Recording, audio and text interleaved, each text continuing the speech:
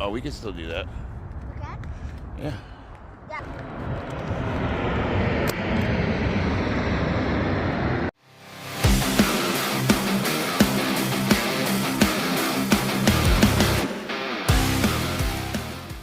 All right, how is everybody this fine morning? Thought I would kill two birds with one stone. Got some errands I'm running.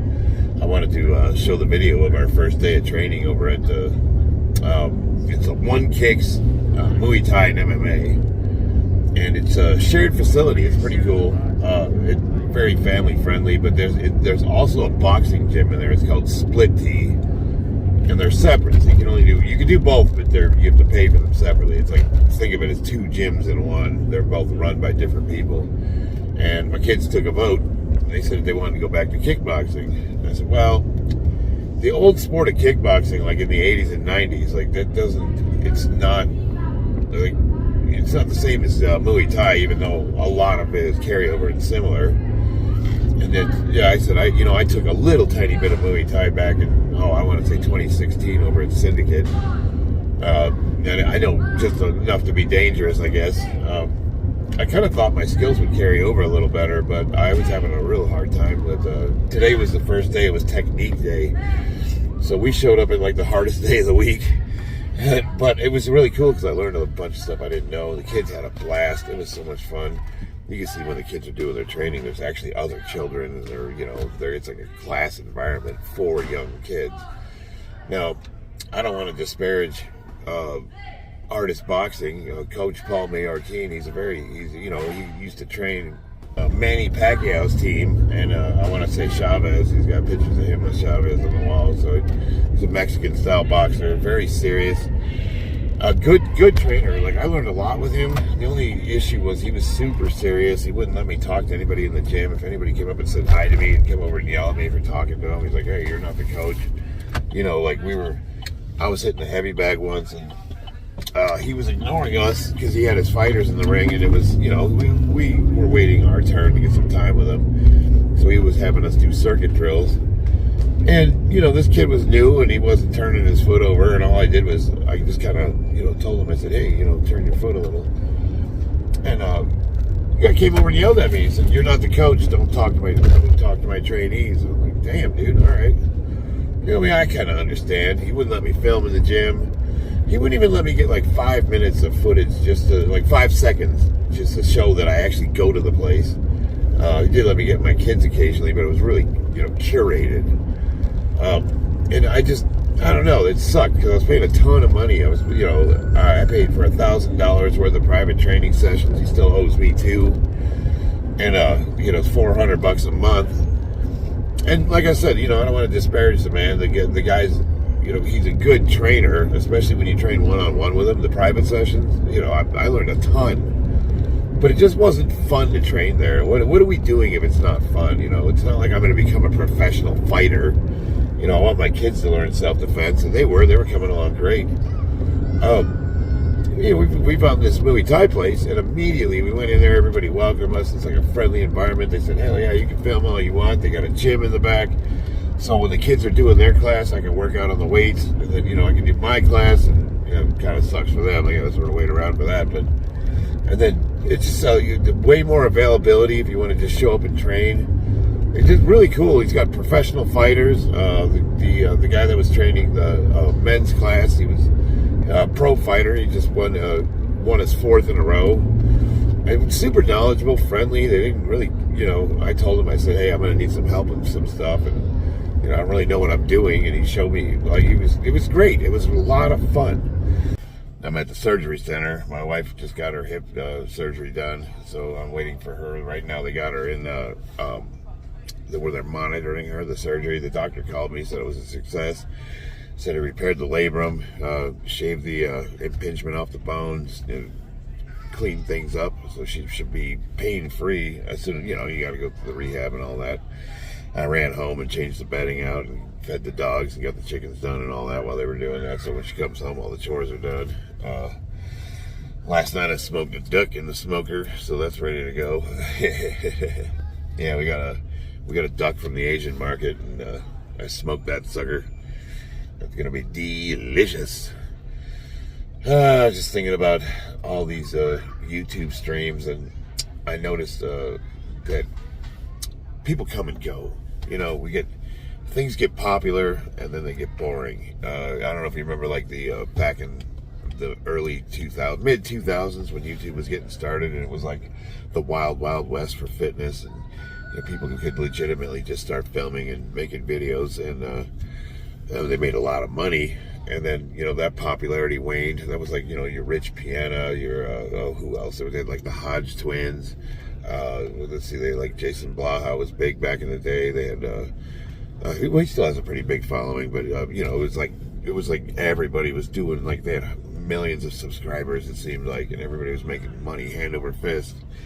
And I came into the game late, thinking like, man, I bet you it's going to be sweet. I'm going to be a 40-year-old champion powerlifter, and nobody's ever seen that before. It didn't take me long to figure out nobody gave a shit.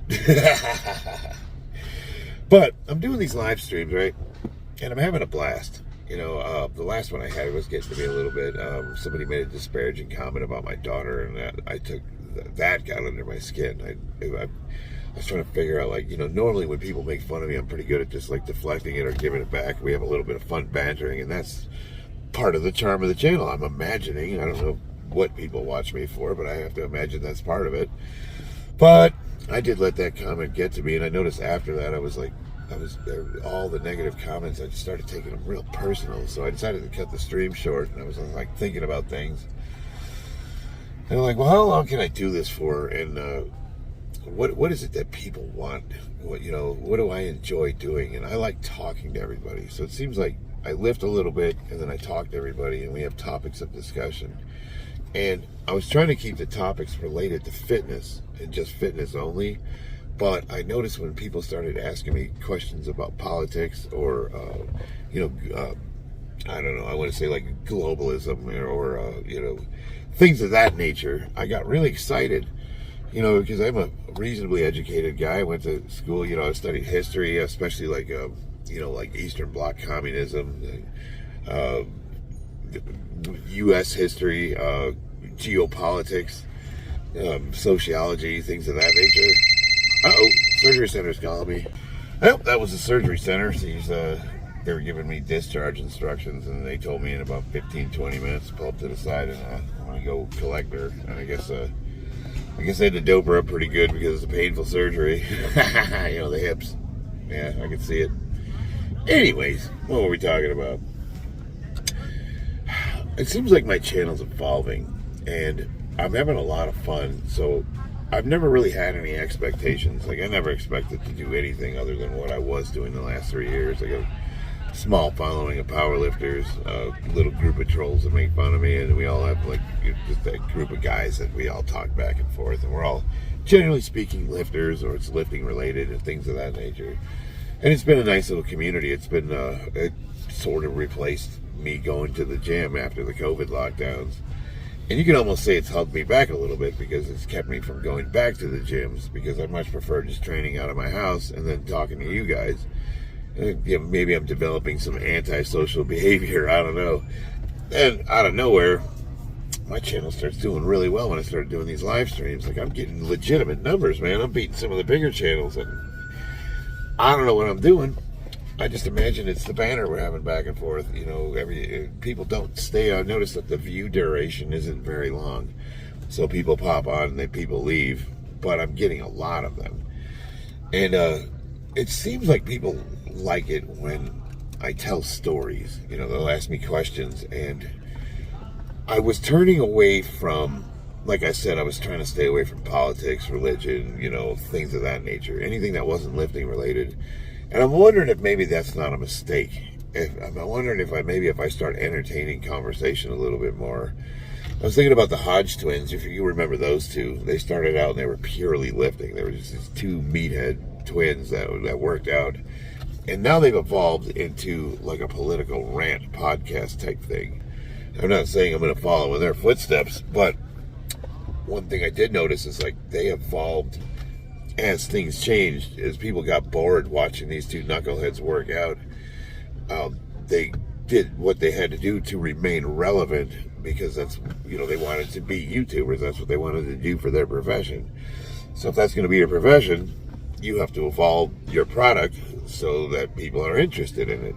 I don't know if I want to be a YouTuber. I like my channel and I'm having a good time, but if things keep going the way they are, and I see, if things keep going steadily up and up, I would have to consider that at some point people are going to get bored with me saying the same old thing every day. And I was just thinking, like, well, what would I need to do to change? Like, what would that be? But one thing I don't ever want to be is fake. I don't want to be disingenuous. I don't want to just do what I'm doing for YouTube. It was like, I always made what I like to do, put it out there, and people either watched it or they didn't. And I don't want to let what little tiny sliver of success I've been having go to my head and make me lose focus on that. So I don't know. I guess I'm just thinking out loud here. It's like maybe I just stay true to myself and just keep doing what I'm doing. Talk to anybody, entertain comments, have fun with the trolls, funny banter, lift heavy weights, train with my kids, do my Warhammer figurines, my artwork, and my rants, I guess. And if people like it, they like it. If they don't, they don't. That was this whole, what's this last batch? Manosphere, you got Andrew Tate's, your Wes Watson's, all those guys, and they're all tanking. That was super popular for a while, the whole alpha male movement. And I never liked it. It never sat well with me. But I'll be honest with you, I did kind of like Andrew Tate. I liked listening to him. I thought that, while I didn't agree with his materialism, he had some good points. And then you find out, God, man, this guy's got some stuff in his closet, and he's not the person that he presents himself to be. The same thing with Wes Watson. He was presenting himself as this hardened criminal, and, now he's a millionaire, and if you do what I do, I'm going to make you rich. And that was his business model, was suckering people into getting money. When now he's being exposed, and he's going down in flames. But then I think of guys like, Dave Tate, the power lifter, elite FTS, all Larry Wheels, or lifters in general, people that just stick to what they do honestly, and they present themselves honestly, and it's nothing more, nothing less. And even though they might not have the biggest following in the world, what they do have is genuine and it's lasting, and you don't have to change it or model it or mold it or lie or manipulate. You just be who you are. I guess I'm just thinking out loud, here I am waiting for Christina to get out of surgery. I had sitting on this footage from the gym, and I know it's not super interesting, but I thought maybe you guys would like to see my old ass fumbling around on the mat. Tonight's our second practice, so I'm going to go and learn some more. And I've been practicing at home, so essentially all the stuff they showed me at the gym I took home, and I was practicing on the bag. Oh man, that was another thing. I was getting just a ration of. They were piling on me. They're like, "You're not kicking properly." Yeah, I think so. I just learned this yesterday. I guess I should be an expert before I post it. That's the thing. I don't know. Everybody only wants to show the very best. They don't want to show what they're bad at. And sometimes maybe people don't want to watch what you're bad at either. I mean, that could be. But for me, it was always the process, I always told my son, you got to suck at something before you're good at it. And sucking at it is part of the process. And it's like, I don't know, I'm just going to keep doing what I do. And hopefully you guys stick with me, because it's been a lot of fun. I've been really enjoying it. I've had a couple of bad days where I let someone rustle my jimmies a little. But you know what? We get over it quick here. I guess I'm going to pull up here and get discharge instructions. They told me to wait 10 or 15 minutes. Gonna see if I'm going to get her home. I went home. I got the bed ready. Arranged the pillows. It's all going to be nice. She hasn't seen it yet. So, and you know what? She's probably going to be doped up and not care anyway. That's okay. You know what? We're just going to take care of her. We're going to suck it up. I took the week off just specifically so I could care for her, but I'm hoping that I get a little bit of that time to myself. I can do some stuff for me. But we'll see. She's the priority, 100%. All right. guess I better get after it. I love you guys. Let me know what you think in the comments. I would love to hear what it is you like. What drew you to my channel originally? What is it? What kept you? What made you subscribe? What is it you like to hear? You know, I'm not going to be disingenuous and try to manipulate my content to cater to people, but it would be interesting, because if somebody asked me, why do people watch you? I would say, hell if I know. I have no idea. I'm just a dumb meathead in my garage lifting weights. I think I'm pretty good at it, but it doesn't seem the powerlifting is what people stick around for. That seems to be the smallest amount of my content, because when I post PRs, they get the least amount of views. I post training with my daughter, and I get, you know, the video explodes. That's a no-brainer. You can obviously put 2 and 2 together, but, I mean, I would be interested to know why you subscribed or stuck around. Yeah, because I would like to do more of that. It's fun. I'm having a good time, and I do want to expand my channel. I'd be a liar if I said I didn't want to grow. Anyway, I better get at it. I love you guys. See you on the battlefield.